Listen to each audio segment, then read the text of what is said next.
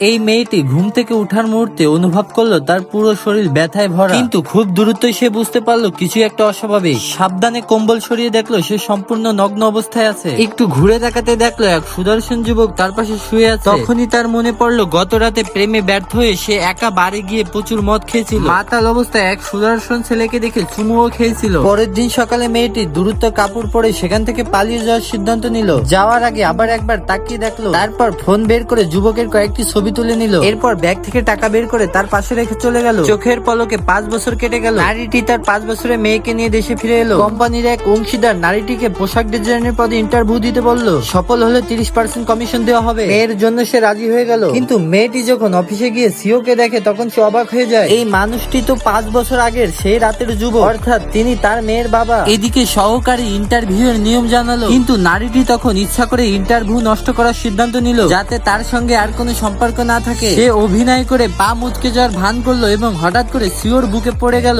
ভেবেছিল নিয়ম ভেঙে ফেলায় নিশ্চয়ই সে বাদ পড়বে, তাই সঙ্গে সঙ্গে বলল সে নিয়ম ভেঙেছে এবং চলে যেতে চাইলো। কিন্তু সিও তাকে থামালেন এবং জিজ্ঞেস করলেন তারা কি আগে কোথাও দেখা করেছে। নারীটি ভয় পেয়ে দৌড়ে চলে গেল, কিন্তু সিও সহকারীকে বললেন তাকে জানাতে সে যেন পরের দিন থেকে কাজে যোগ দেয়। এদিকে নারীটি অফিস থেকে পালিয়ে এসে ভেবেছিল সে বুদ্ধি করে বিপদ এড়িয়েছে, কিন্তু কিছুক্ষণ পরই তার বস ফোন করে জানালো সে ইন্টারভিউ পাস করেছে এবং পরদিন থেকে কাজে যোগ দিতে হবে। নারীটি অবাক হয়ে বলল যে সে এই সুযোগ ছেড়ে দিতে চায়, কিন্তু তার বস রেগে গেলেন। এত বড় গ্রুপকে তারা রাগাতে পারে না। বাধ্য হয়ে নারীটি কাজটি গ্রহণ করলো। অন্যদিকে সিও ইতিমধ্যে সহকারীর কাছ থেকে জেনে গেছেন এই নারী 5 বছর আগের সেই মেয়ে। যখন নারীটি আবার কোম্পানিতে এলো সিও সরাসরি তাকে আটকে জিজ্ঞেস করলেন সে কি কিছু মনে করতে পেরেছে।